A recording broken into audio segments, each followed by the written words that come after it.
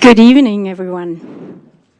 I'm so excited, beside the fact that I don't see any one of you anymore with the light, but I'm so excited to be here with you all today.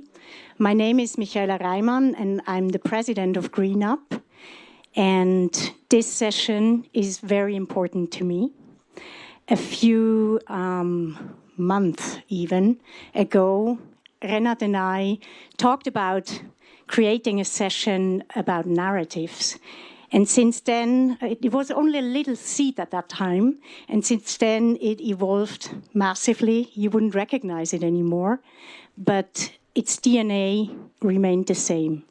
So the core question is, how should and can we create and tell stories in order to move people to act? And yesterday, someone said to me, what you're doing here is so important, and it shouldn't stay in the climate niche. And then I said, yeah, well, that's why we are live streaming it. And that's why GreenUp started the Climate Hub, in order to bring together people from very different areas and with very different perspectives to share their ideas, to connect with each other, and to write the stories of the future. But honestly, I'm also asking myself, how can we increase that impact? How can we reach people that have not been part of the conversation so far? And how can we reach more brains and hearts and hands of leaders and implementers as well? So this is exactly what this session today is about. And in a minute, I'm going to hand over to our brilliant moderator, Camille. But before that, let me just do a short housekeeping. And it's very difficult with that light, I have to admit. But so in case of an emergency, please stay calm, leave all your stuff on your chair, and just walk out either the way you came in. So we have one emergency exit on the left, we have one emergency exit on the right, and then we also have an emergency exit behind that wall. And with that, I hand over to Camille, and I'm very much looking forward to a session that is inspiring many, many actions. And I would love to hear many voices today. Thank you so much. Thank you, Michaela, and good evening, everyone. Welcome to this session on reframing climate narratives. My name is Camille. I'm a super connector in biodiversity, nature tech, and climate, and I'm here supporting the Climate Hub and GreenUp team for this week in Davos. Now, we've all gathered here to talk about how we talk about climate. I think there's many of us in this room who have witnessed firsthand how our approach to speaking on this topic thus far has not led to the scale of action that we were hoping for. But why is that? Where have we fallen short? And where can we take inspiration from the businesses, the industries, the people who are moving the needle and taking those action steps? Essentially, the stories we have been telling are not enough to move people to act. I think we can all agree. Climate action has often been framed as a sacrifice, a cost, a loss, urgency, and yet it's not an isolated goal at all. It's about protecting the foundations of life, social cohesion, economic stability, and essentially the conditions for future generations. So tonight is going to be set up in two parts. I know a lot of you are still flowing into the room. Don't get too comfortable. We are going to make this very interactive. Just fair warning. I'll tell you more about that in a bit. But it'll be in two sessions. The first part will be focusing on what has gone wrong in the way that we speak about climate. Where have we failed? We'll have an honest conversation about that. And the second part, to not stay in the doom and gloom for too long, we'll have very inspiring conversations with those people who are speaking about climate differently, who are moving the needle and taking action. So to kick off our discussion in a very provocative manner, I will invite our dear first speaker, Renat.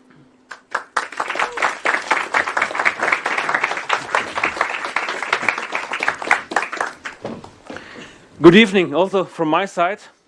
My name is Renat. I've spent about 2 decades in climate. And over the past 20 years, we have invented the iPhone. We have had the financial crisis. We have invented AI. We have invented Twitter and Facebook and everything. But on climate, we seem to be stuck in the same conversations as we had 20 years ago. So I got together with a few friends, Marco, Christoph, Christian, and we started reflecting, why is that? Why is it that we keep discussing the same issues for the past 20 years?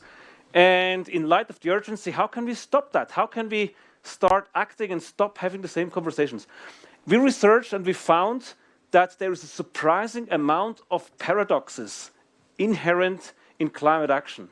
And we decided to write a book about it, The Carbon Paradox, which is now also available in German, Das Klimaparadox. We have a few books outside for those of you who are interested. But we found out something else. And this today is a bit of an experiment. It's the first time I show this in public, and perhaps I'm completely wrong. And that's exactly what we're trying to find out. Let me start with this very short experiment. Can you see this? Perhaps we can dim the light a little bit. In 2024, we lost 3 billion tons of polar ice, while thousands of species got extinct.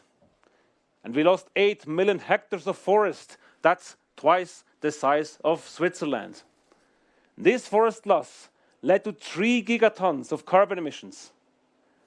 And to reach net zero, an average Swiss will have to reduce his emissions by a factor of 12. How do you feel? Happy? What? Heavy. Any comment? How do you feel about what I just... Depressed? Overwhelmed? Too much? Fucked? Motivated? Good? Indifferent? So it's interesting, we had a lot of comments ranging from fucked to overwhelmed. We had one motivated. And I think that's a little bit the problem. And if we could dim the light a little bit, I found research which is 90 years old. It's done by Anna Freud, the daughter of Sigmund Freud. She published a book in 1936, The Ego and the Mechanisms of Defense. And let me show you this, and then let's have a debate on what that is. So oh, wait, can I go back? Yeah, this. So, Anna Freud had a theory that when human beings are presented with a threat, there is a way the brain reacts, which is wired perhaps from the Stone Age when the bear was outside of the cave. And she described those in so-called defense mechanisms. And let's look at a few of them. The first defense mechanism she has is repression. So when presented with a threat, you block painful memories and thoughts. You just block them. You don't want to let them close. This picture it's a bit hard to see. Perhaps we have to dim again a bit. LA fires. And these kind of pictures, we have all seen them, but we don't want to see them. We don't want this to be reality. So we repress those thoughts. The second defense mechanism, denial. If the bear is too big in front of the cave, we simply say there is no bear. It can't be true. And the same happens in climate. I don't believe in global warming. It's not happening. It cannot possibly happen because it's too big of a threat. The third defense mechanism, projection. You have inconvenient feelings. You feel ashamed. You feel scared. You attribute it to somebody else. Psychological defense mechanism. We see this in climate too. Oh, what can I do? The Chinese are wrong. The rich people, the oil industry. We are in climate, we tend, if instead of acting ourselves, to point at somebody else. who should do. The government should do. Car drivers should. Rich people, everybody. That's the fourth defense mechanism she describes. Displacement. Instead of tackling the real problem, you redirect to something that is more handleable. That's the example she uses is if your boss has been angry with you, you come home and you kick your dog, right? That's a problem you can handle. So your anger goes out with the dog because the boss, you can't kick the boss, right? So that's the displacement that she describes. We have that too in climate. The problem is overarching, yet we seem to be stuck with shadow discussion. We had a huge amount of discussion about greenwashing. Of course, greenwashing is important. It's an important topic, but it's a little bit of a shadow boxing. Or we are very, very busy with the big debate about plastic straws, because that's a problem we can handle. It's not as massive as stopping the oil industry and changing the energy system. The fifth defense mechanism, rationalization. Justifying your wrong behavior with false explanations. It's another psychological thing we do. That happens too. We take an airplane, go shopping in New York and say, you know, aviation is just 2% of global emissions. That's not a big problem. Or one that we Swiss are really good. Oh, Switzerland is just responsible for 0.1% of global emissions. There's not much we can do anyway, so that it doesn't really matter. So these false justifications are another defense mechanism. Number 6, the second last, distancing. We accept the problem, but we distance ourselves. We push it away. We accept it, but we push it away. And that happens in climate as well. Climate change, yes, it's but not right now. In 2050, perhaps, or 2100, and perhaps we have a good solution by then. And even if it doesn't really affect me and my family, it affects other people. So we're really good at pushing the problem away. Last but not least, regression. Another defense mechanism is that we return, and she writes it that way, to childlike behavior. We get scared, we just go like this guy. We're overwhelmed by all these threats, by the fires and the oil and then no more water. And so instead of acting, we just turn inward, we try to focus on ourselves, and we're paralyzed. So these are 7 defense mechanisms which I find quite interesting, and I am looking forward to the discussion. But it looks like my conclusion with this is, it appears like climate anxiety does not seem to ignite climate action. It does not seem to work. We have tried, it doesn't seem to work. We need different narratives. We have to talk differently. The old story apparently doesn't work, and Anna Freud has told us why. So, how can we overcome that? Let's discuss this, and with this I would like to give back to Camille to introduce our first panel. Thank you. I mean, you can stay.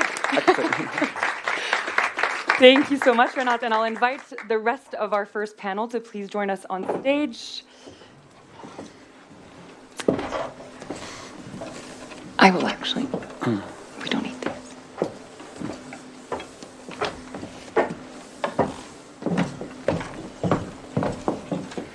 Beautiful. So, to our audience first, you will notice that there are 2 empty chairs up here. That is by design. As I said, don't get too comfortable. We are trying to have an open and honest conversation about where climate has gone, where it has not gone, and where we can do better. And in that conversation, we hope you join us throughout this conversation. So we will not make space for Q&A. If you have a question, if you have a reflection, something from your own work that you wish to contribute to this panel, consider it an open space. There is a microphone right by the stairs that you can grab on your way up.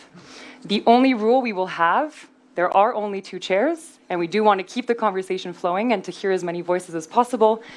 We'll ask that if you see a third person standing and waiting, please leave your space to that next person. So with that, I will maybe ask for those of you who have just joined us on stage, if you can give us a short introduction of who you are and what brings you, what is the one triggering climate narrative you want to bring to this panel today? Ladies first, you look at me, Camille. So my name is Martina Fuchs. I'm from this beautiful country of Switzerland originally, but a global citizen. Currently, I'm based in Dubai, Zurich and London. I'm a journalist, and I think this is why I'm here to talk about the climate narrative as well and how we can push the storytelling further. I work for the Chinese state television, CGTN, so quite powerful as you can imagine. But I'm also a consultant for a Swiss bank and for IMD Business School and the co-founder of the Frequency School, where we bring sound therapy, education, well-being and mental health around the world. And I'm also a DJ, so after the session, please join the party.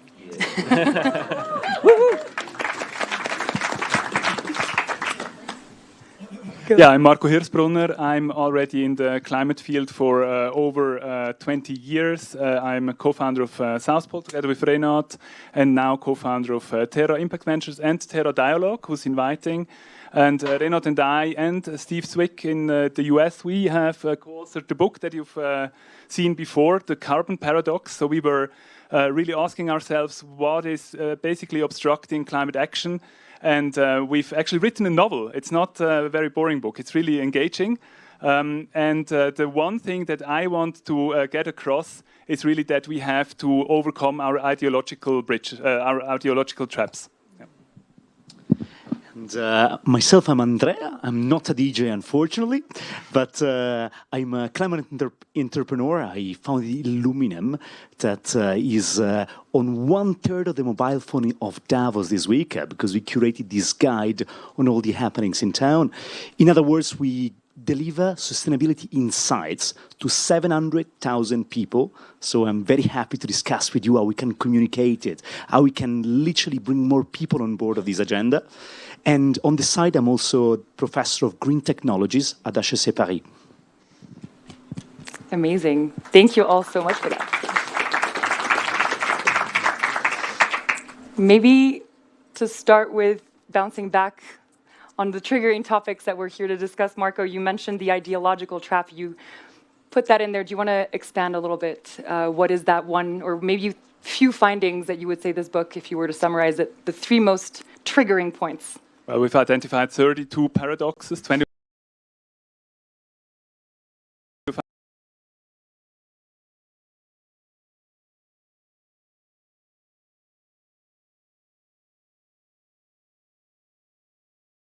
entrepreneurs who want to fix capitalism and who want to basically change the monetary incentives towards the good. On the other hand, you have degrowth activists who think, okay, capitalism is unfixable, and we really we have to take really drastic action, and we need to basically deconstruct capitalism fully. And the problem that happens is that we've seen in the past that activists are obstructing those who actually want to improve the system, when actually both things should actually just happen in parallel, and one shouldn't obstruct the other, right? So that has led to, famously in Switzerland, 51.6% no votes against the climate law, because not only the political right was against it, which is to be expected, but also the radical left was against it, because for the political right it was too much, the law, and for the left it was too little. And so instead of going in the pragmatic middle way, which usually is something that we Swiss are pretty good at, being neutral, we screwed it. The law didn't come through. I see you nodding, Martina. Do you want to react to that? Yeah, as well? absolutely. So I'm totally in agreement with you, Marco. Collaboration over competition, right? And here at the WEF, the theme this week is in the spirit of dialogue. So we just need to find common grounds. It doesn't help that you have a massive anti and massive pro camp. So from a journalistic perspective, it's not always easy, of course, because we have such a transformation and sometimes disruption in the media industry, especially since social media and COVID and so on, where the social media influencers, they get paid by partnerships, they are about followers and so on. So it's not really about impact first, but more about who has the biggest followers. Whereas in the traditional media industry, the headlines need to be sexy. Everything is AI generated nowadays. And of course, those are not really the climate stories that matter always. So we definitely need to change the storytelling and the narrative in the media industry. And what I care deeply about is covering underreported stories.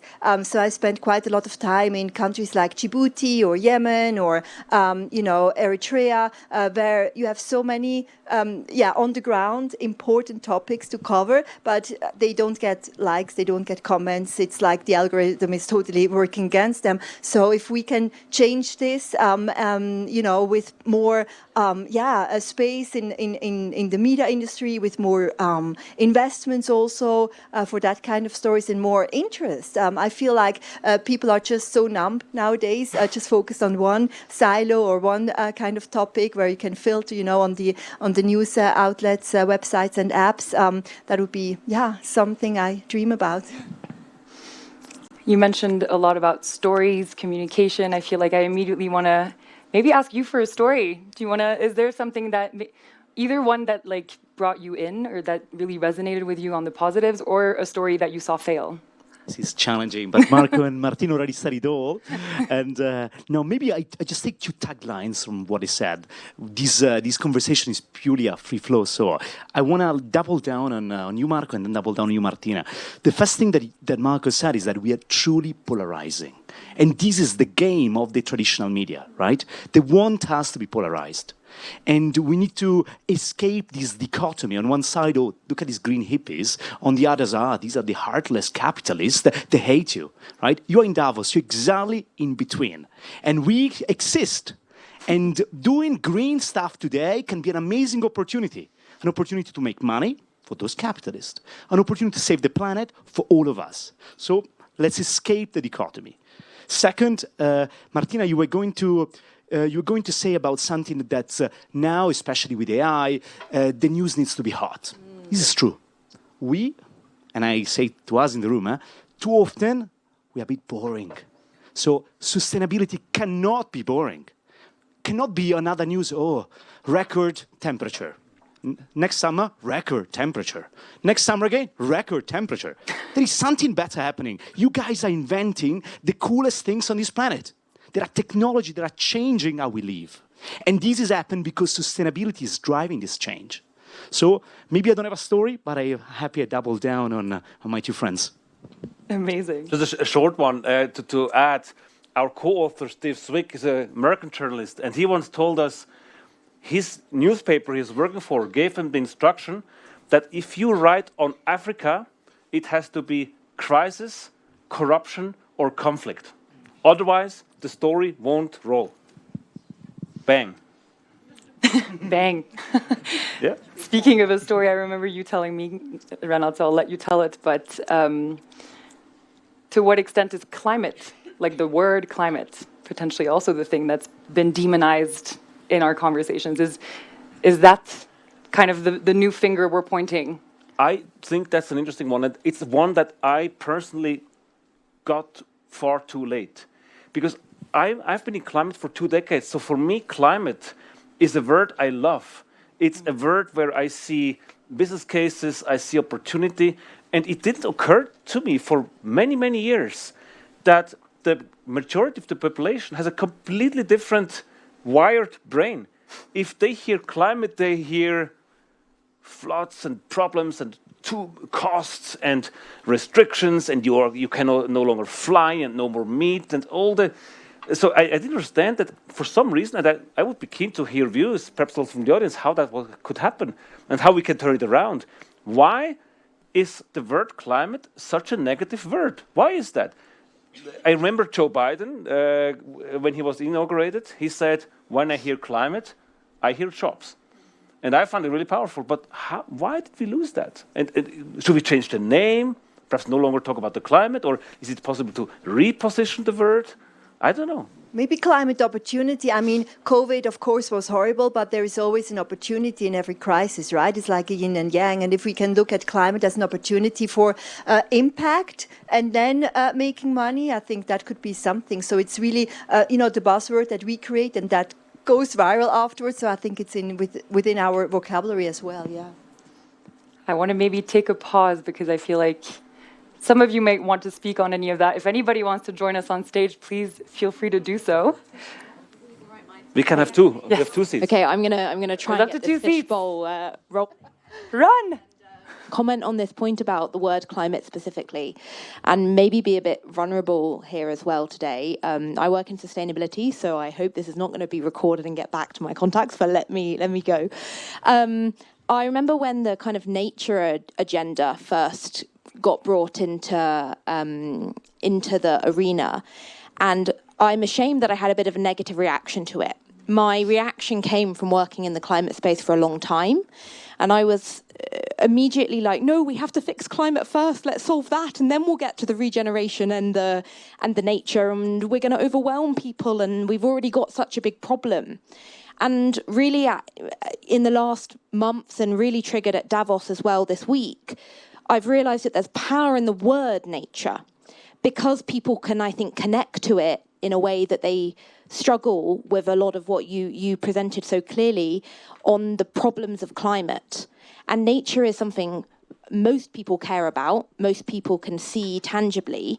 And if we reframe things about nature, we help with the climate crisis as well, but I think it's more accessible that way. So that's just the thought I wanted to share. Thank you, Belinda. And I'll open the seat up in case anyone else wants to come. You can stay as long as nobody comes, but we invite people to Tell us what you would. Do you want to tell us your name and what brought you on stage? Sure, no, it's not a secret. My name is Lars Bjorn. I'm CEO of an energy group in Denmark. I get a little depressed hearing you, to be honest. This idea of making kind of a celebration of discussing new words, and that this is not, you sound almost like it's not serious, just what you're signaling to me. I've been I'm a climate fighter from a corporate perspective. One of my businesses, I have several, but one of them is district heating, supplying heat for a high number of houses. And historically, this is tied up on burning wood, which is actually one of the oldest technologies the world has. It is also the fastest growing technology right now, which we forget. Everybody's talking about nuclear. And nuclear, yes, it's big, but wood burning is just going all over the place.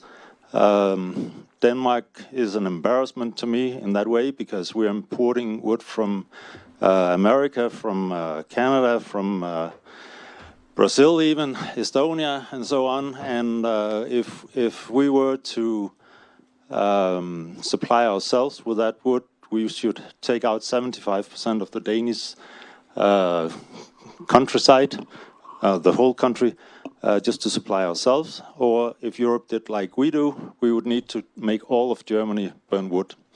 Just to give you some impression of what the sizes are and how difficult is this. For me, it's not more difficult than I can take this fight in not only in media, but I can make decisions. So I've told my suppliers we're going to stop this. I have contracts that's lasting until 2038, and it's depressing.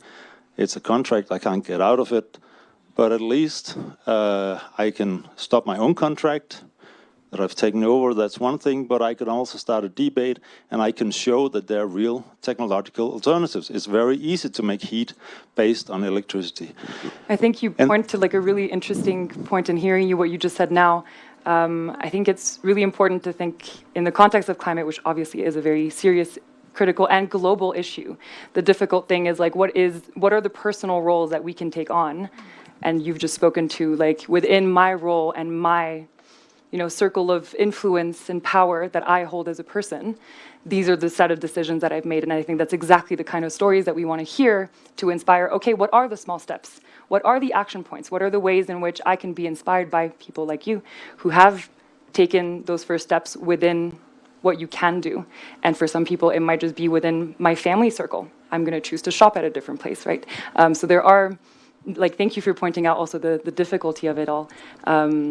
And yeah, you said that these positive stories, they're not sounding very serious.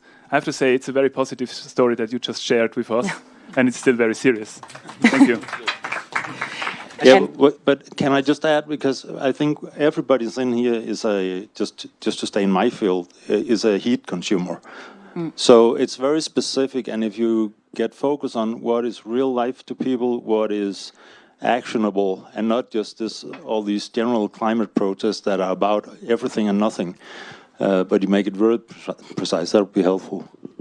Maybe I wanna take even more seriously, Lars, and I love that you come in and say, guys, don't be the stupid optimist and be there and say everything is good. Let's just change the terminology and we'll be fine. But I feel we're doing two mistakes now. The first mistake is that we risk dividing ourselves. We are already few. We need to fight this battle together. And the second mistake is that we too often forget that we need the people outside, those outside of this room. Those are the ones that we need to convince. And to reach them, we can be, of course, strong in our examples. Actually, we need to be strong in our example. But we need to speak their language. And if they don't feel the urgency yet, we need to reach them with the positivity that we can bring to them. Let me add 30 seconds. I always quote the story of my mom, because my mom is tangible. I'm actually coming from Tuscany, and she often didn't understand what I was doing. Probably she doesn't understand even now, but she's an amazing person, an amazing human. And she felt that all the conversation we're doing here, it's something that she can disregard.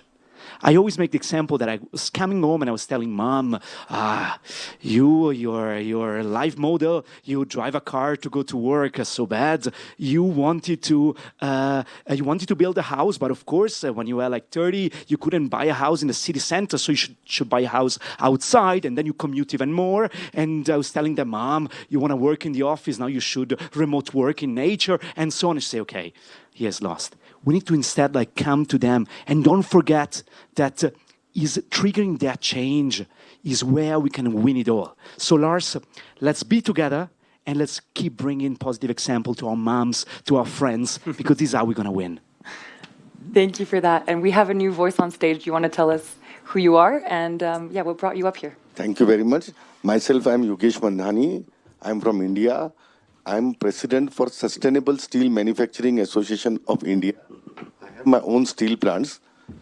I'll be very practical on about all the climate change, sustainability, green steel, very practical thought.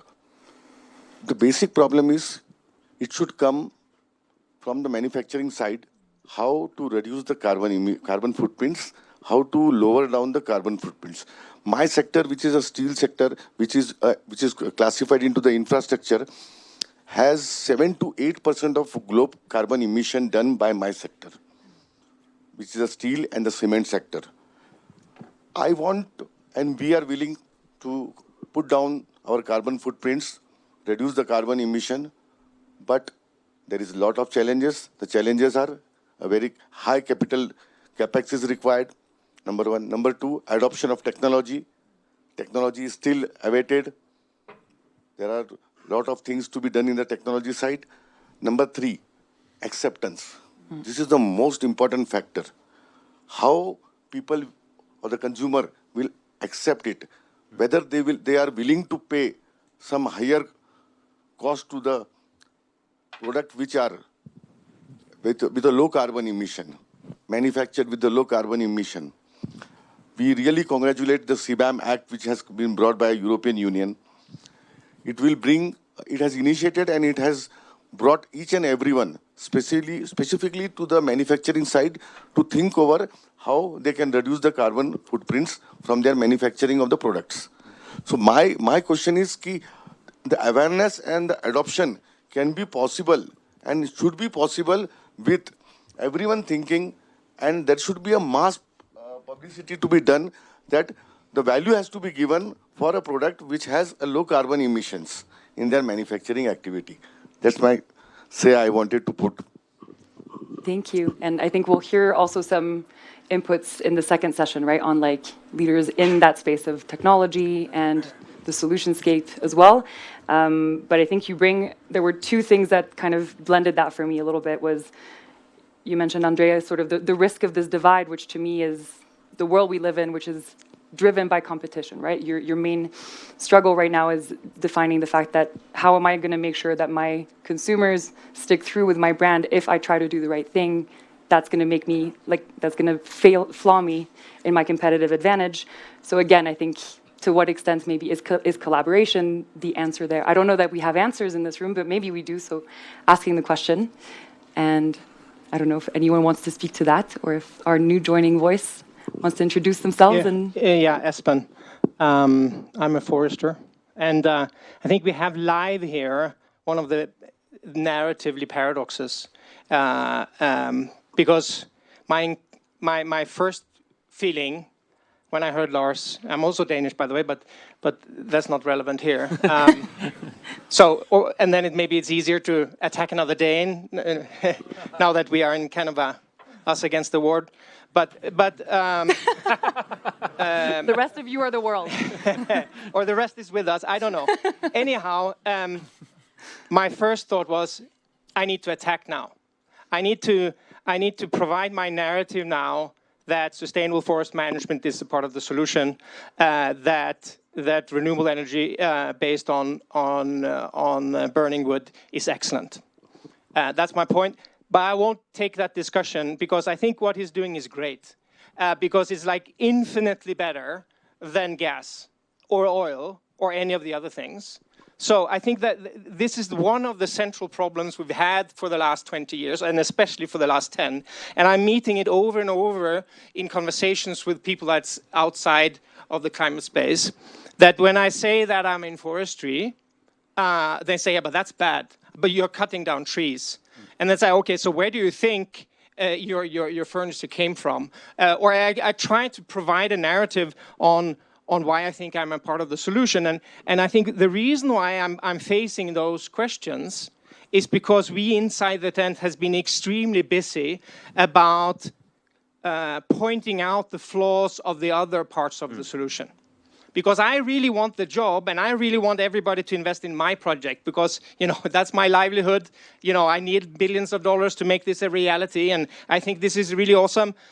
So how can I do that? I'm competing for the same pot of money with the other people. So yeah, no, I should talk bad about heat pumps because heat pumps are bad. Forestry is good. Windmills are bad, but solar panels are good. Yeah, I think that's what happened in the last 3 years a lot, actually. We're all competing for attention, and attention spans have gone down drastically. And we're also competing for money, and funding now for sustainability is also going down now. So then you have a precarious situation among sustainability solutions, all basically competing for a shrinking pot of money and attention. And that, of course, brings a lot of infighting. And then that infighting, that brings with it kind of a sense of, or the public understands, this all doesn't work, right? Because and it gets to the Anna Freud's, there's just it's like, yeah, no, but that is bad because of so-and-so, because I've heard that. So I think that's really, it allows for some of those escape mechanisms to really be a valid reason for no action. So I said, no, I don't need to do it because that stuff is bad. And the other stuff is also bad, so now I don't know anything. I couldn't do anything now because all of it is bad. Just a small point to add, since you're Danish, and you must, about the wind farms. I think this is a very interesting example. We call that the expectations paradox. When you do something, let's call it good, the expectation is that that good has no flaws. It's flawless, it's perfect. And I think the wind farm is interesting because the wind farms are obviously good for clean power. Yet there's a constant debate around wind farms killing birds. Do you know how many birds get killed by wind farms compared to birds getting killed by cats? Yeah. It was. I think it was in the New York Times recently because, of course, the King Carrot is really preoccupied with this. Yeah. So it's like a fraction of 10. But it's 1 to 10,000. 10 times and 10,000 times more birds get killed by cats than wind farms. Yet it's because so this is the human brain again. There must be a problem with wind farm because it's so that's a paradox that's in our brains. So are dogs better than cats? And this is now our debate. No, thank you for bringing that. And I see we have a new voice. Thank you for joining us. Thank you already to all of those of you who have joined us in this debate. Maybe to take a moment to thank you. It's a brilliant idea. Renat was kind enough to invite me to speak tonight, but my schedule is tight, so I figured I'll speak from visitor perspective, if I may. I think I have some great news. I mean, there's a lot of depressing and sad stories here, but I think I may share something that you and your audience may find very interesting. But first, a little bit boring stuff of a background. So I'm with the United World Leaders institution, and it's the next generation of the United Nations type of institutions, the world's largest assembly of heads of states, presidents, prime ministers, other current, former senior government dignitaries, and some of the world's largest family offices. And the idea is to focus on actual impact, not conversations about impact.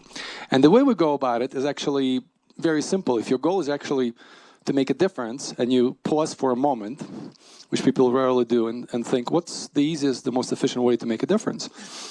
And the answer is simple. Just identify those who already make the difference, or have the capacity to make a difference, and back them up, and help them amplify their impact. And we do that through unique access, connections, access to capital, strategic partnerships, new markets, governments, government contracts, and most importantly, credibility once the world leadership behind the initiative. And through that, we basically help them amplify their impact, and through that we accomplish our goal of making the world a better place. It's really that simple. On the institutional level, we do something which was really the only reason, one goal. People forget there was only one sustainability goal United Nations was created for. Anybody remembers? Before it came up with 17? Yeah, it was prevent wars. And we all know how that went, right, and goes. And so that's our key focus there, and we accomplish it on many levels. So enough with background. So here's something exciting. I'll share with you two different levels of excitement, the way I see it based on the conversation. One is, Renat said, Switzerland just 1%, what can we do? It's the usual excuse. If you bring it even on a lower level, like what can I do as an individual and everything else? So I'll give you one specific example. This week on Tuesday, we hosted United World Leaders Summit 2 days ago. We took over Google Space, Permanent. It was fun, world leaders, the usual crowd. But the most exciting thing about it, United Nations functions through agencies, we function through councils. So we have AI Council, and you'll understand where I'm going with this. And they're executives, but they're young people, very young people, 30s, early 40s, who are very enthusiastic about AI, but they really want to make a difference. So they came to us 2 months ago, and they said, look, this whole talk about AI and the end of the world, which is kind of similar to climate, the way I hear it, and people getting tired of it already, similar to climate, right? And how about we facilitate a treaty on the use of AI between nations? There's no conversation about that. Young guys. We said, sure, it's consistent with our goal is very broad, elevate the well-being of humanity, bring social economic prosperity. Each member focuses, every initiative is that our members. We approved it. Result, 2 days ago, they engaged, now that it's no longer, hello, my name is Joe, my name is this, now they come as the members of AI Council, the United World Leaders, with all the world leadership behind them. They themselves, we were not involved, simply because of this lesson we learned from the United Nations experiment. And that is, people are happy to talk together, nobody works together, right?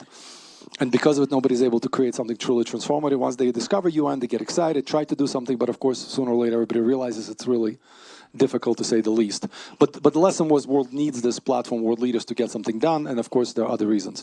So anyway, so they engaged, they brought in, not we, first of all, two nations that don't talk to each other. They're ready to kill each other. India and Pakistan, right? Ministers. U.S. Army General, who set up entire AI protocol. They engaged with China. That was one of the reasons, one of my agenda items in the trip to China with their major forum. And the conversation was about developing a treaty on AI use, like nuclear non-proliferation. Young professionals. 2 guys, and the youngest one is who went to. I've never met him before, so this was absolutely incredible. Same thing could happen at the climate level. That's my point. Yeah. The other bigger level, as I read your description of today's event, rethinking approach to climate. I just want to leave a little bit of room also for... Yes, thank I'll you so shut much, up. I'll just say... I think you have a whole story to keep The other telling. approach is also to think about new standards. I mean, people walk around with a lot of goals, but you could create something that maybe makes sense to you more, and there is a place to do that. Yeah, I appreciate it's a great time Thank you. to update and upgrade our systems. I completely agree. And AI is a good time to do that. Welcome, new voice. Thanks so much. And I have a message also that we have to wrap up this panel. Yes. Yeah. No, not from, I mean, from the organizers. Yes. I'm Eva. I lead Business for Nature.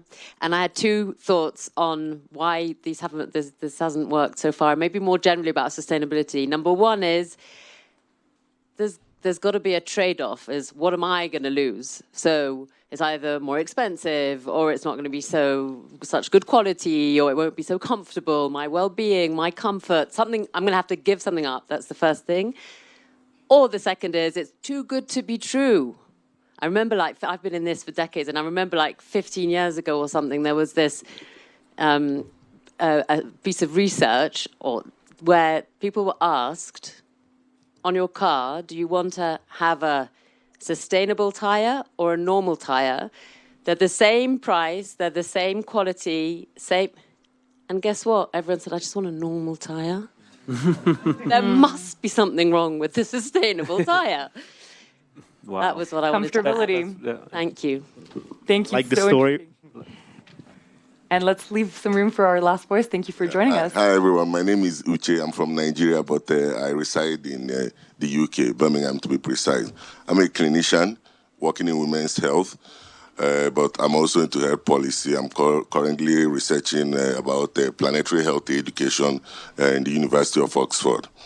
So my comment is as regards the area I'm researching about. I think because Andrea alluded to the fact that we need to get across to more people and all that, but there is also a need for us to start advocating and encouraging embedding planetary health education into our educational system, educational curricula from kindergarten, primary school up to the higher institution. Because if it's embedded in the curricula and we have this culture of education, being well educated and having understanding of planetary health education, I'm not sure if it comes up that there is a situation where you are asked to choose between sustainable tire and a normal tire.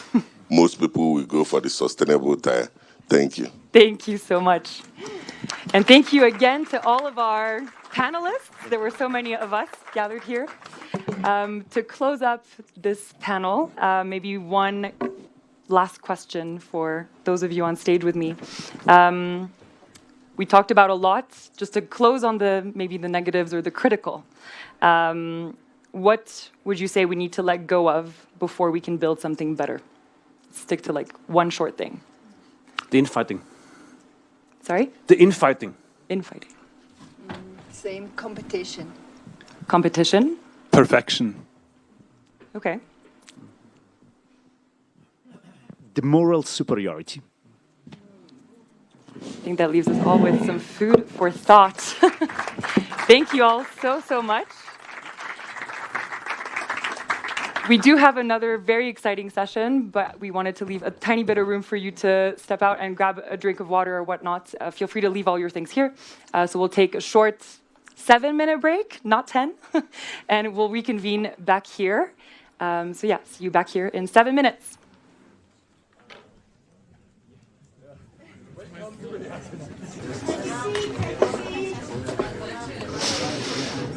Okay.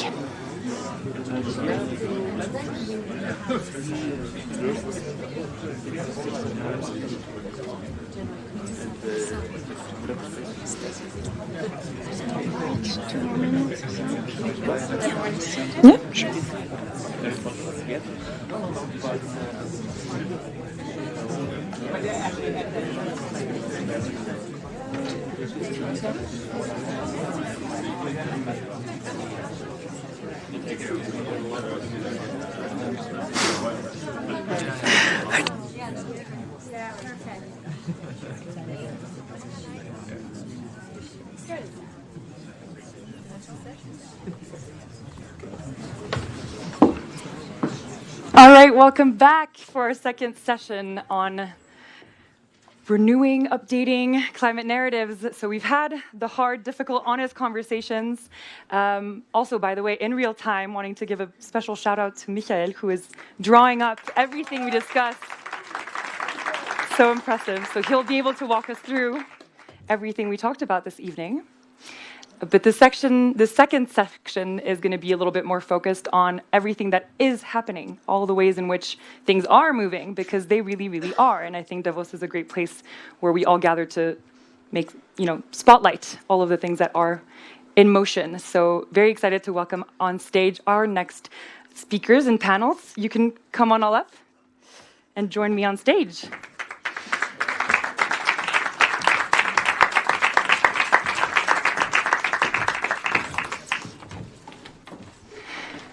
So we're going to structure this a little differently once again. As I said, I think for this segment, we want to create spotlights. And so each of our speakers here will be able to have and hold a specific moment. So we'll let them go, and then we'll discuss. You'll see how, but again, don't get too comfortable.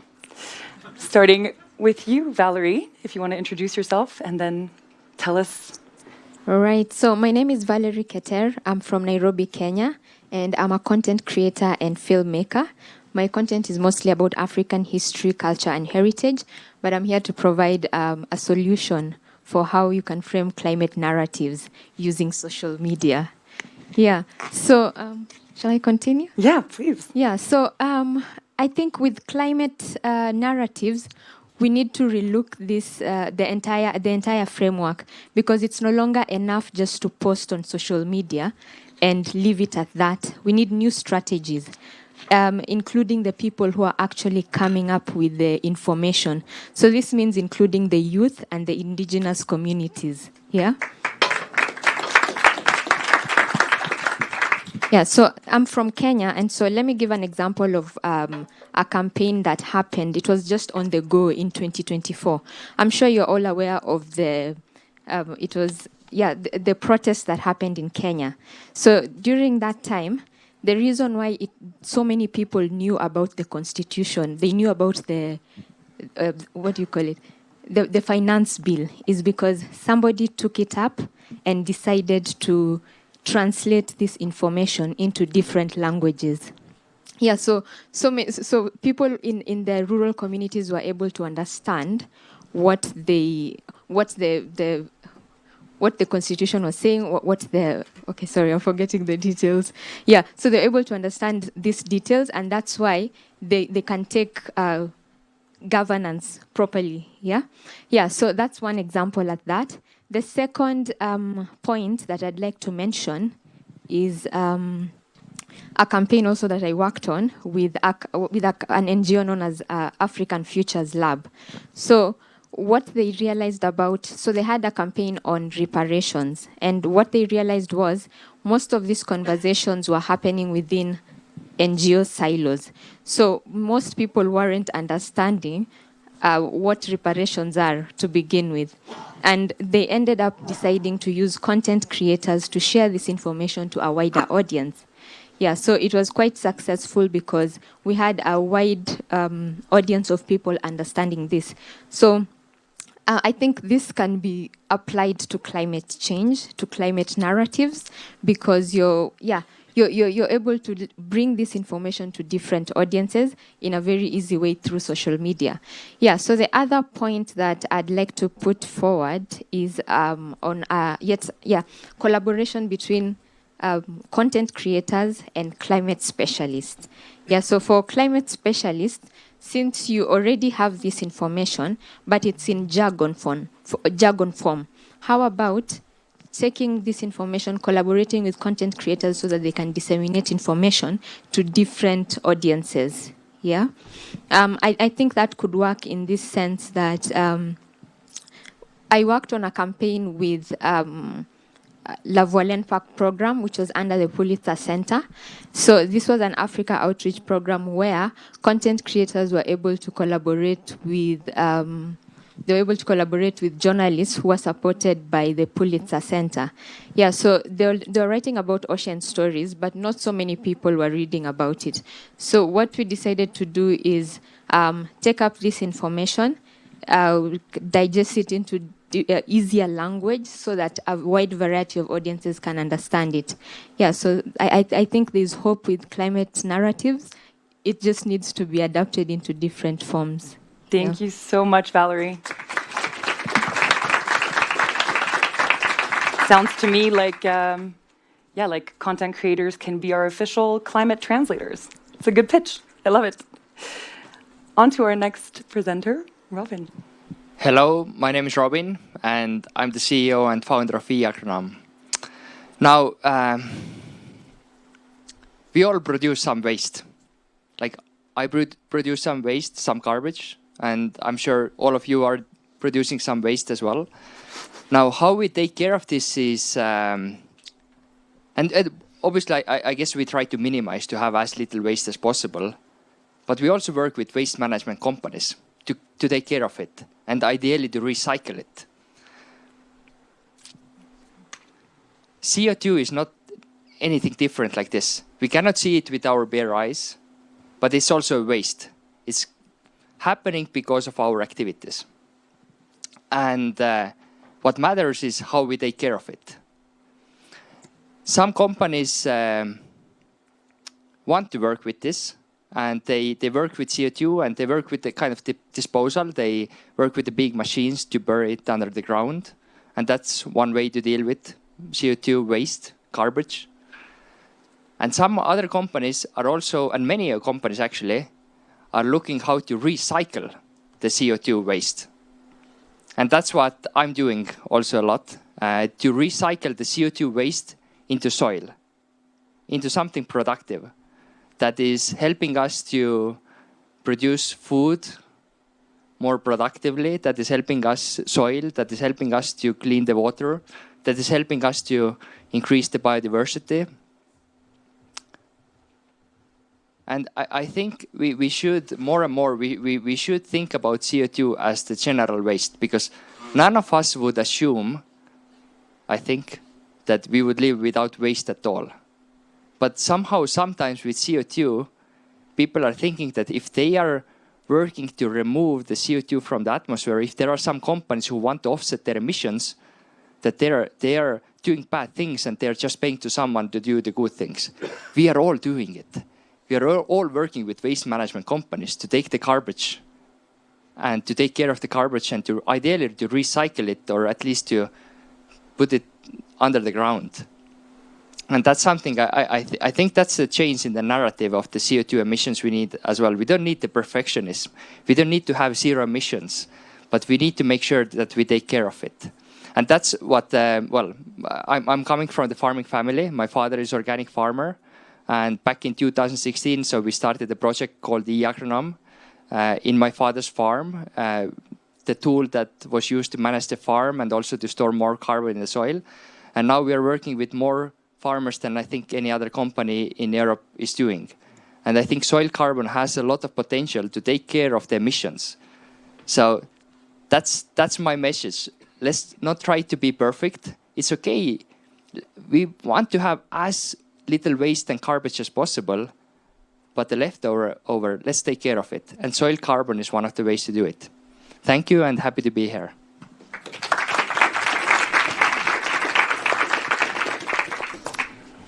Thank you so much. And now the lights are going to come on, and it's your turn.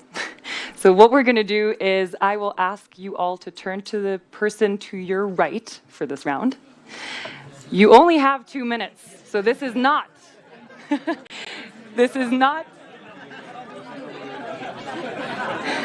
figure it out. Turn to the person to your nearest right. And over the course of the next 2 minutes, you will not have time for introductions. I'm trying, but you will not have time for introductions, but discuss the topic at hand. So just one question, and the timer will go off when I start it. So just be ready. Once you have your pairings, it can be triples as well. That's totally fine. So the question that you have 2 minutes to start exploring, there's no way you'll answer it, but to start exploring together, is CO2 carbon is recyclable waste, not just pollution?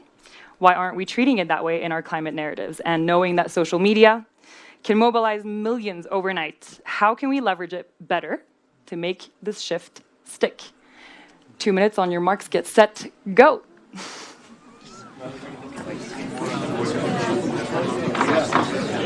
Daniel got it wrong. Why? Well, I can't start it. He has to play it. No, I don't know. Daniel thought anyone should come at the second panel. I know. Oh, you have to divine. Yeah, I already know. Okay. Yeah, that's why there's a chair. He was just confused, so I know.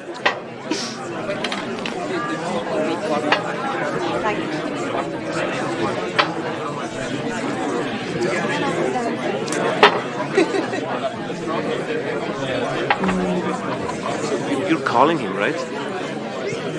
Or should he come? Well, we can call him. Because there's still like 6 more presentations, so I'll call him after. Call him, or should he just come? I think we'll leave it open, and he can just come. I think I'll leave it open. Yeah. After the 6th presentation? After, when we go back to the panel. And also, can you try to maybe see if Michaela can ask for the timer to work? Like the technical? Oh, there it is. Never mind, it works. It's fine. I have my watch. I have a timer. Take it 1 more minute. Yeah.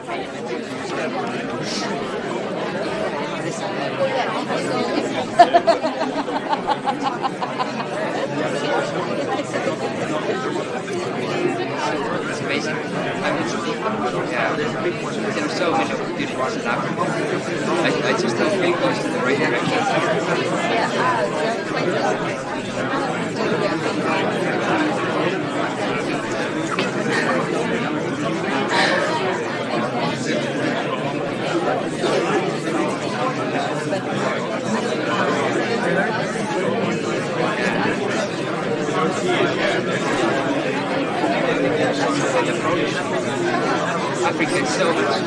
All right, 50 seconds, and then we'll turn our attention back.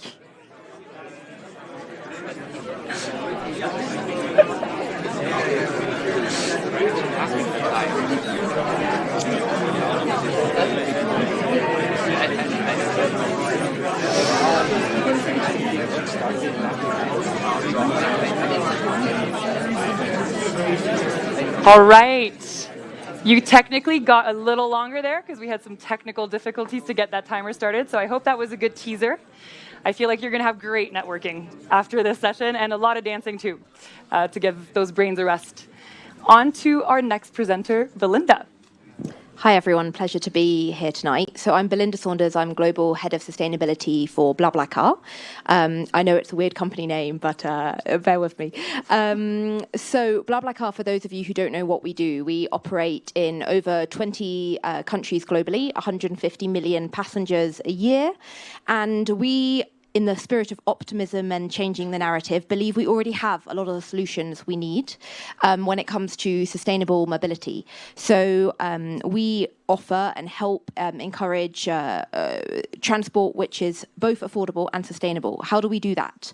By looking at what already exists, optimizing what already exists, the infrastructure, the assets, and people, all of us in the world, to fill empty seats, in short, be that in cars and regular drivers like you and me through carpooling. And we encourage people to publish journeys that they're taking. And then for passengers who are looking to go on the same journey or similar journeys, to join in that journey. It's a bit of kind of formalized hitchhiking in the olden days, but in much more kind of safe, secure, easier to communicate manners, and of course underutilized seats in buses, trains, other things. All in all, what this means we are able to do is save a lot of CO2 by filling these seats. We're not dependent on building new things, on new technologies which may or may not come fast enough. We fully support all of that, but we're really focused on efficiency and optimization as the fastest form of climate action and the power we all have to make a difference. Individual action, we heard that talked about earlier as well. and every journey matters. So yeah, last year, globally, BlaBlaCar helped avoid over 3.5 million tons of CO2. Big number, what does it really mean? Well, to put that into scale, that's the equivalent of over 500 Olympic-sized swimming pools filled with petrol that wasn't burnt. And that's only possible because of the individual action, because of human connections. And I think what also, inspires me and makes me very happy to go to work every day is that our solution really is that it's human. It's built on trust. It's built on relations. It's built on diversity. And beyond climate action and everything we help do to avoid pollution, we also help, people connect. We hear a lot from users that it's less about the journey in A to B, which is why they originally came to BlaBlaCar, but it's about the experiences they had on that journey, the people they met, often from very different backgrounds, walks of life, and the shared conversation and laughter and experiences they had. So for me, that's what gives me hope. And when I think about climate narratives and solutions, it's really that we already have a lot of the solutions today, and we just need to act, and that every one of us has the power to make a difference. So thank you. Thank you so much, Belinda. That was very inspiring indeed. Maybe we have all the tools already. On to you, Manuel. Yeah, hi, I'm Manuel. I'm co-founder of Empower Ventures, and we are climate fintech in the decentralized energy space in Africa. Just as a matter of background, I spent a few years working in banking, then as a consultant, and since about 15 years in the solar energy space, including in Western Africa since 2014. I would like to take you through a little bit the journey of Empower Ventures, what we do and how we solve a solution which is in the energy access space. And let me start with 3 facts. First of all, today about 500 million people in Africa still have no access to electricity. That's a fact. Second fact is, however, there are many more businesses and households that are connected to the electricity grid, but the reality is that they suffer from power cuts on a regular basis. And most of them, and the ones that can afford it, including businesses and commercial industrial clients, they have a diesel generator as a backup. Third fact, if you look at the last decade, we have seen drastic falling prices of solar energy, solar technology, solar panels, as well as battery. So these 3 facts, or this falling technology prices combined with the problem of access to electricity is really a window of opportunity where we at Empower, where we come in. And I have no doubt that we are still at the verge of a decentralized energy revolution in emerging markets, but particularly in Africa, and that we're going to leapfrog to various systems of decentralized energy. So against this backdrop, we came together in 2018. We analyzed the market, and we created what we call a market enabler to supply, build, and finance solar or decentralized solar energy systems for households, businesses, and particular small commercial industrial clients. We looked at the system and we said, let us set up ourselves as a B2B business and plug into the existing ecosystem. So let's not invent the wheel. So let me just quickly take you through a journey of a typical system, what you see here in the background. So what we do is we have a sourcing office in China. We source the hardware. We are not a manufacturer. We source the inverters, the solar panels, as well as the batteries.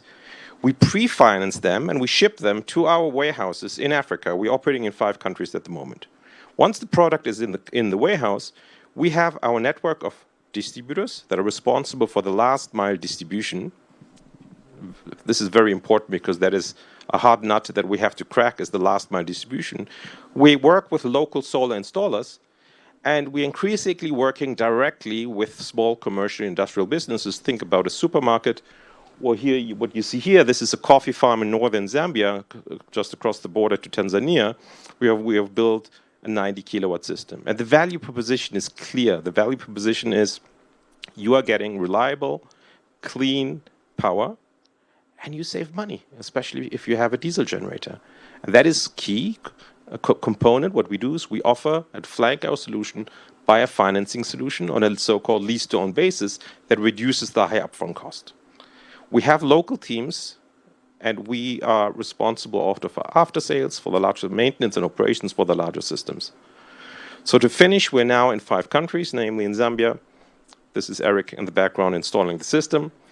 In Namibia, Ghana, Togo, and Cameroon, we have about 30 partners installed, can count it, a number of systems, already profitable locally, and we are bringing reliable renewable energy access to small commercial industrial clients, including health centers, hospitals, but particularly commercial and businesses and clients. Thank you.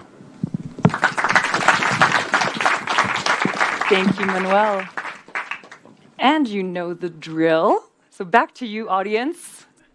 Do you want to go right for this next one, or do you want to stick to your original partner? Hands up. Who wants to stick to their original partner or go to the next person? Let's go. What did we do? We did right on the first round. Let's go left. So for these next 2 minutes, you will turn left to a new stranger, or maybe not, to answer the following question. In emerging markets like Africa, climate progress is already happening, yet investment narratives often still focus on the risks, the gaps, and everything that's still missing. Manuel very easily demonstrated how there's actually quite a lot of money to be made, and all the things are already there, as well as BlaBlaCar. So how can we better celebrate progress and action that is being taken without immediately focusing on what still needs to be done and the gap where we need to be? 2 minutes. Oh, starting now. Yeah, I need to look. Yeah. It's like, yeah, true. It's like red, grays, and whites.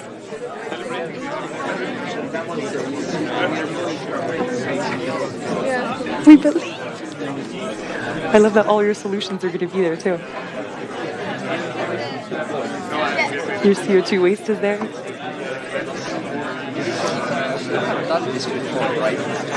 Moderating. Yeah, I like it.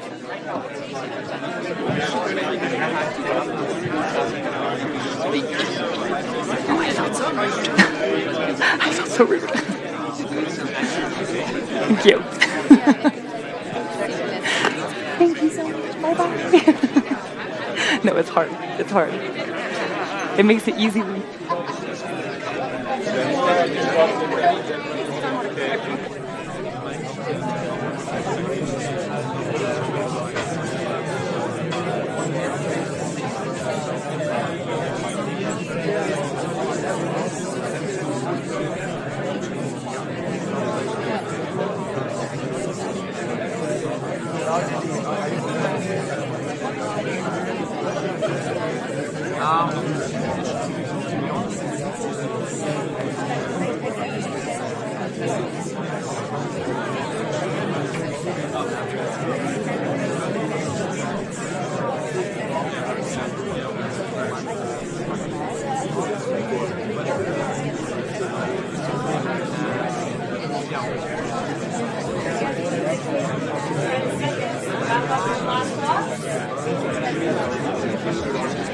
Are you ready?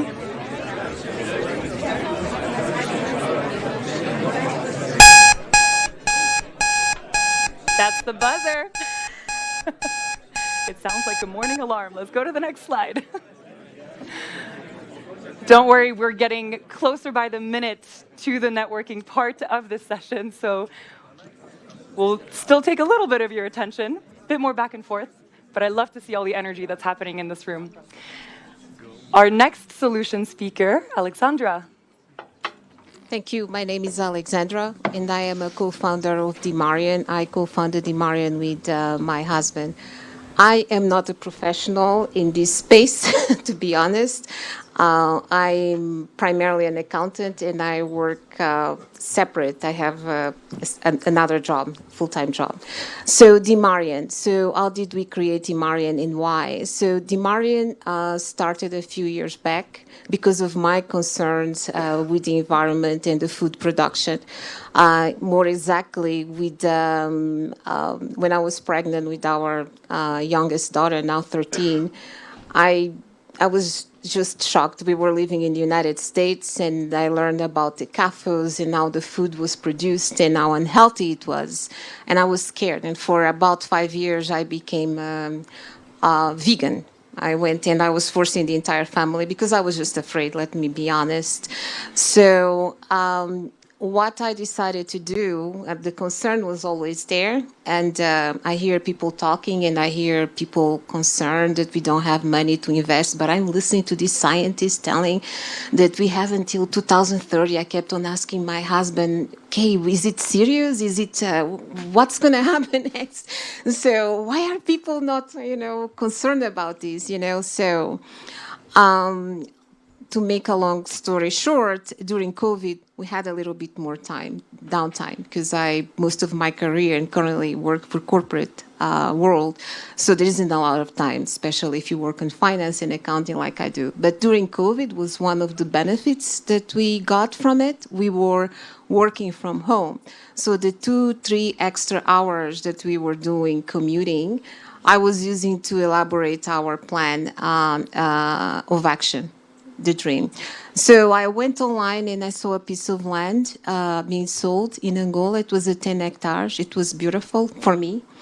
Tried to share that with my husband. Did not like the idea at all in the moment. He was not happy. He was not happy. So eventually I persuaded him to support me with that idea. And to be honest, we end up getting those 10 hectares of land in Angola from online. But of course, we had people locally making sure that things were going to work. Normally, it was, some scheme of some sort. I went there, and about 45 years, I set up the operation. And my passion and the way I put the project on, eventually I had more people trying to join us, So from 10 hectares, we end up going to 100 hectares, then 800 hectares, and now we have cooperatives really working with us. That is since, I think it started in 2022, more or less 2021, 2022. So right now, with our pilot project, we have about 100 regenerative ecosystems, because it's not only we have trees, we have fruit trees, we have cassava, we have beans, we have a lot of crops. We have released about 750 tons of carbon sequestration, and my husband is being very active marketing that here. We have been selling food locally in the market, and we've been supporting almost consistently, and this is bootstrapping, 25 families. And when I do my account, and I really worry about those families, and I go in those different places where we're having people working and talk and meet with them, and I see the impact, right? So when we're paying the salary to the person work on the field, it's impacting the families. The children are going to school. They're able to pay the fees for schools. They are able to take care of health issues, and they are more involved. Angola is a complicated place, but when you show that you care, you see the reciprocity, because we're still living here, and we know that people there are taking care of our project. He goes frequently. He's going to go back again in February, and we are still expanding. And last year, we had our first revenues. I was really getting worried, but we start having revenues, and we had revenues from both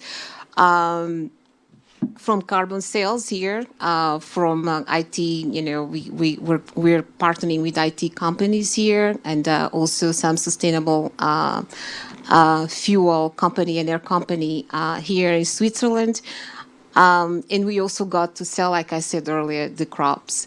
So we are also hopefully eventually partnering with our friend here, Manuel, with Empower, that has these electrical kits. Hopefully we'll be able to partner with them and bring light to some of the farmers locally. But that's me. That's the solution for me, just get involved, do what I can, do what we can, and bring more people that are willing to join us. Thank you. Thank you, Alexandra. Oh, yeah. I have one more. I'm sorry. Right after this, sorry. Switching hats a little bit here. So I work at the intersection between investors and startups, as I said, in the space of biodiversity, climate, and nature tech. And what's really interesting between those two players is they seem to very often be looking for the same thing, and that is aligned partnerships. Now, what are aligned partnerships, and specifically, how do you find those aligned partners? It's not a small task, it's not a small feat, and I think a lot of us who have been on either of those seats, or maybe in both sides, have attended events like this. Maybe this event stands alone and in a slightly different light, but there are a lot of events that exist out there where you end up collecting a lot of business cards, you play the numbers game, you go talk to everybody, you pitch yourself all day long, you drain yourself and your energy, but you know, you just shoot your shot for 24 hours and you hope something flies back. I don't feel like that's the way we should be doing things if we are actively seeking aligned partnerships. And so we set off on a mission to design something different that is called Momentum, which we're building as part of Zurich Climate Week. It'll take place on May 8th, this coming year. And so the way that we're changing the narratives a little bit is investors and startups will be on the same level. We want to de-hierarchize the room as much as possible. It's going to be kept curated, so everything is application-based.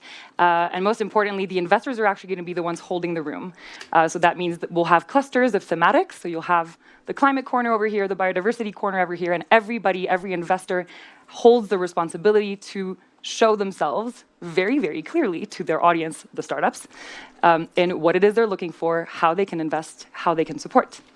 Which means upon arrival, everybody else, so that's founders, ecosystem builders, and all the rest, can enter the room. You won't get a program, you get a map. And you go find your people. And there will be obviously conversations, panels, sorry, not panels, conversations and workshops, everything again at eye level.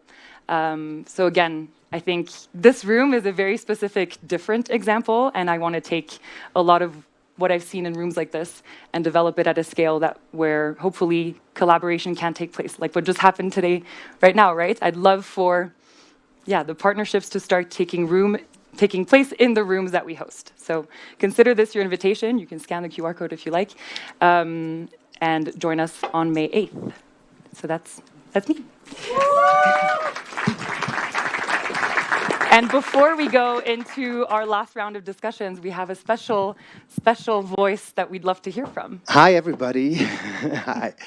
So I'm Soya the cow. I'm a drag cow. And if that's the first time you meet the drag cow, it's okay. I also didn't know what it was when I started. But I'm very grateful to hear all your stories. And it's very inspiring. At the same time, I have to say, as a cow, I miss something.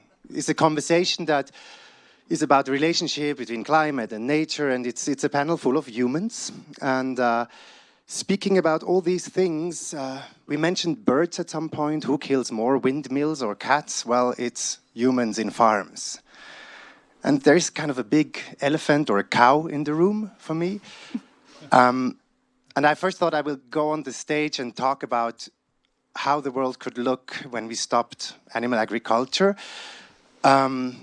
Because if I imagine everything works out and we have the CO2 becomes soil carbon and we use the cars in good ways and we solve the energy problem, everything is clean, but there is still every year more than 90 billion animals killed, and we find ways to use the methane to make something else out of, you know, we can go this place, but I really would like to invite you all to ask yourself, is that the new narrative for a shared future we want?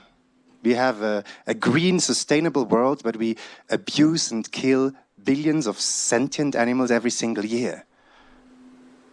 And it's a long week. I think everybody's tired, but maybe that's the moment something can change. And I want to do a little experiment because we speak about stories and narratives. And who has heard of Veronica the last few days here? Some of you. Okay, Veronica is the new superstar among cows. She's more famous than me. And she has been studied by scientists. It's in many newspapers. Veronica is the first cow that has been documented using tools.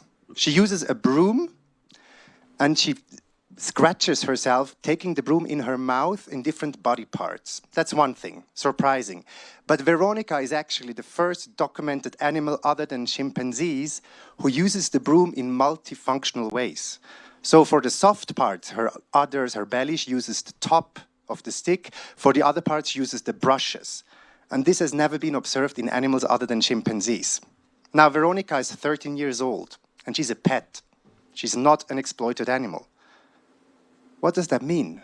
It means if we would give these animals the time to develop, if we would allow them to share their cultures with the next generation rather than sequestering babies from their mothers, we would recognize that these cows are so intelligent.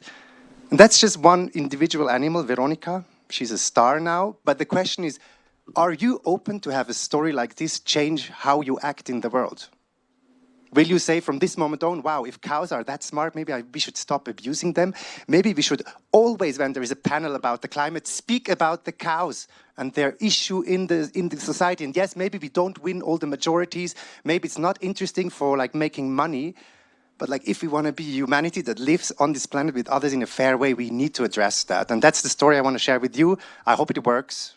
Let it simmer, and then please, if you have resources or power or decision-making, whatever you have, let's create a sustainable future where other animals, pigs, fishes, goats, sheep, chickens, they are not left in this margin between humans and nature because they're part of both worlds. That's it.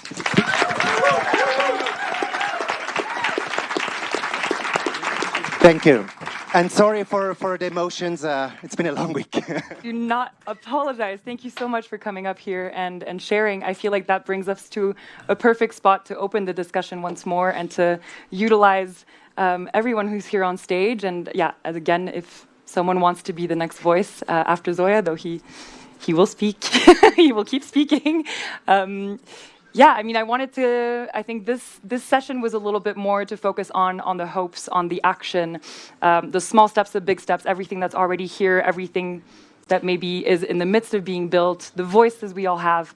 So yeah, if all of our panelists could tell us a little bit about one thing in your work or in the world right now, because I feel like we're also in a global reunion right now here in Davos, one thing that gives you genuine hope.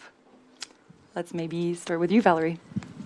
I think for me, of course, it has to go to social media again, because for coming from Kenya, I know that the internet brought some sort of equalization, because the information you're able to access in, let's say, Europe or America is the same information I'm able to access together with many other people. Because right now in Kenya, mobile penetration, internet penetration is at a very high percentage. So everyone has this information. If it's a matter of climate narratives, those people can access that information. So this is what gives me hope. Feel free to popcorn this way around, or go ahead, Robin or Linda. So many thoughts. You know, maybe that was the first time I was thinking about going vegan.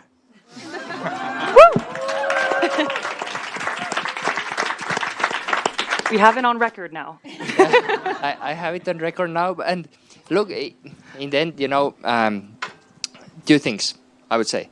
First of all, I'm 100% sure that we are going to solve the climate crisis. Like, I'm really sure about this one. There are so many good solutions, like the energy production. Solar energy, it's much more cost-effective compared to coal and so on. And even if we are going to have some kind of emissions, then soil carbon is going to take care of it.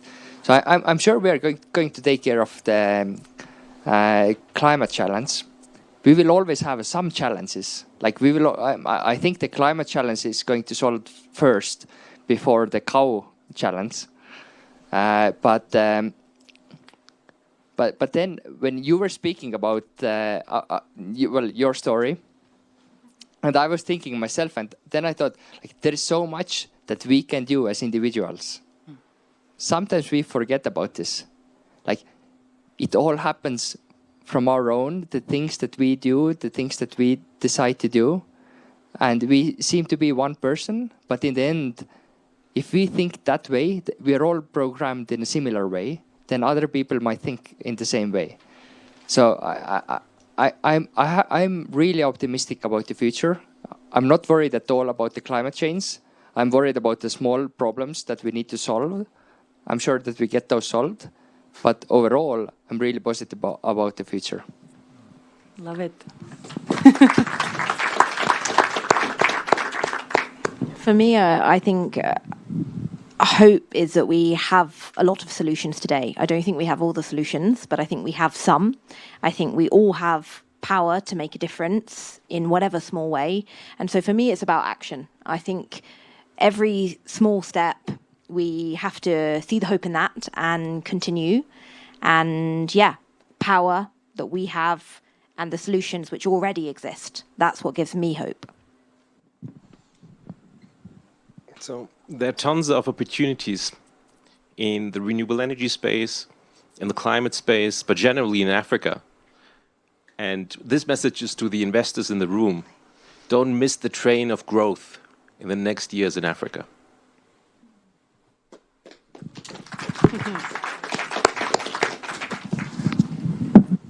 For me, this actually gives me a lot of hope. The interest, my concern is like, okay, what is everybody doing? You know, I see that there is a lot of people. Everyone in this room is doing something one way or another. And there seems to be so many different and diverse ways to work on it with all these minds in the same direction. I agree with you. I'm start feeling more relaxed about the climate and everything else. So because I see that there are a lot of people really concerned and really putting a lot of efforts. And I also second what you said.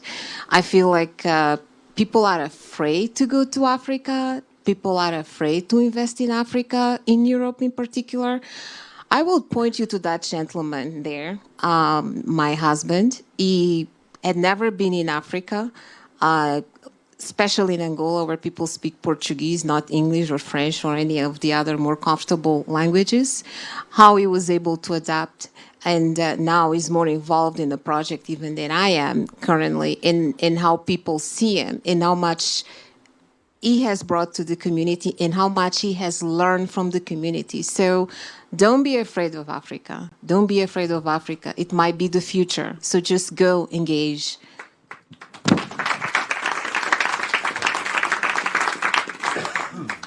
I kind of occupied this, this seat, so I will also say something. I feel like with the ongoing brutalization that we have in global politics, and it's a moment that we might really have to kind of activate the energy that is about love and connection. And it sounds very kitsch, but in the end, that's the resource we can really regenerate within us all the time, and that we connect, that we build, that we stand up for each other, and that we don't just proclaim peace as a label that we say, oh, now I've made peace in 8 countries or more. No, but peace is like is an active relationship, and it's something that is going beyond human conflicts. It's being peaceful with our lands and with other animals, and I think really like if these adversaries, things happening all around us that scare us, that's the time to be like, okay, I want to stand for something else, and we can do it, and we are doing it.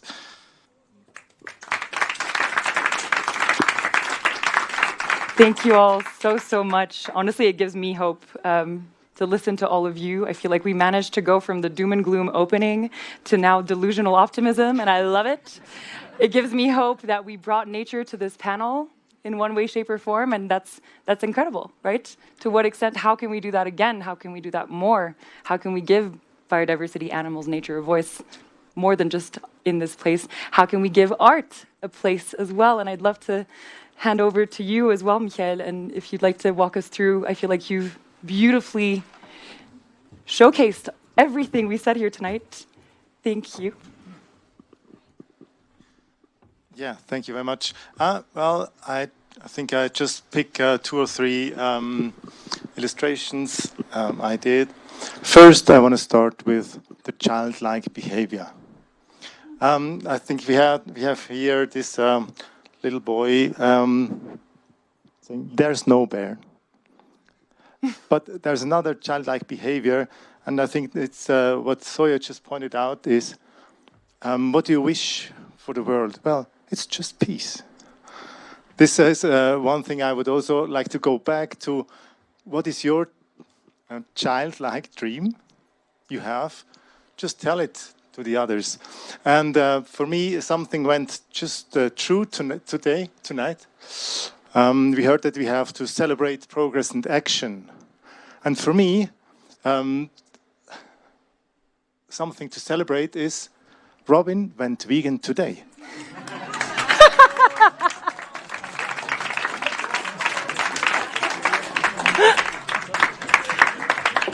Wonderful. Thank you all so much. Thank you, dear panelists, for sharing your stories of hope. I think we all leave here very inspired, very motivated to maybe change our lifestyles.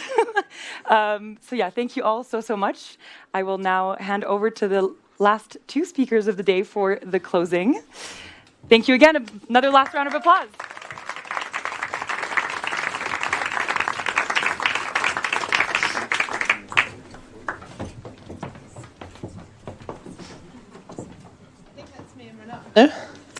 That is just to make you sure and Renat, before I take the absolutely. Yes, so I will hand the stage and the clicker over to you. I don't need Rebecca. No. Today. Then I have both my hands, so that's good. I am really happy to be able to stand up here right now. There are loads of amazing things that have been said today, and it's the perfect segue for what I want to quickly talk about, which is Climate Week Zurich. First, I want to reflect on the few things that I've heard. So, we need stories to make people act. We need inspiring action at scale. We need to bring the others who aren't in the room into the conversation. We need to reach people with positivity, and we need to focus on impact. These are a few notes I took on my one piece of paper that I have with me from what we've talked about this evening. But these are exactly the things that we're trying to do in Zurich in May. Climate Week Zurich is new. We're launching it this year. And that's exciting because it means we can do anything. We can throw it all up in the air and decide what is it that we really need to do. If we build a platform to come together, what do we need to make that platform? How do we make it succeed? So a few words I've pulled out of these discussions. Inspiration, positivity, opportunity, collaboration, and action. These 5 words are really important to what we're trying to do. Zurich Climate Week is a platform to get things done. We've spoken about so much stuff today, and what I really want to do is continue these conversations. I want to move all this forward, continue the partnerships, continue the collaborations, and come back round the table in a few months' time to see what have we done, what have we not done, and what do we need to keep doing. So thank you for giving me the opportunity to kind of pull out some of these things. I'd really love to speak to anyone who wants to get involved in the Climate Week. And although I can't really see you all up here, I do hope to see you all in Zurich in May. Thanks.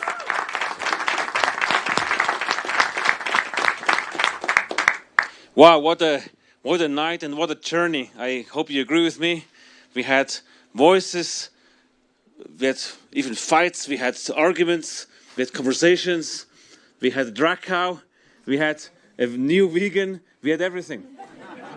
But when Michaela and I basically thought about this session for the first time, we were wondering, how can we make sure that what happens in Davos doesn't stay in Davos? Is there a way we can start some sort of movement? Because too quickly it happens, we all go home, a big inbox waits for us, and we forget what we've heard about it. So we thought, what could we do? And the answer we came up with is that we would like to give all of you here a climate crystal. A climate crystal that has been around for millennials, if not for millions of years. It's going to be around much longer than all of us. And we think the crystal is a symbol of our desire to carry on this message, this positive message, this new narrative. So the ask is, this.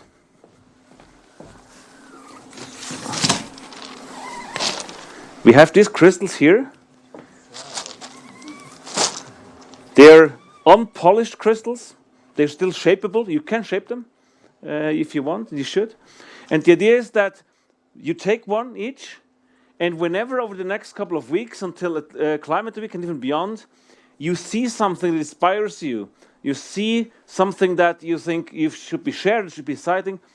Make a selfie of yourself with the crystal and use the hashtag Climate Hub Davos, and so we can all cheer you on this and carry that message on. So these are the crystals, and the two of us will now stand here and please get one.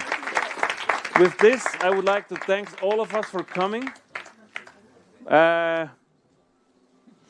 Yeah. We now, I think Martina will be ready for us to join her for the funnest part of the evening. Exactly. Don't go away. We have a DJ, we have drinks, we have food. Let's celebrate the new optimism we won.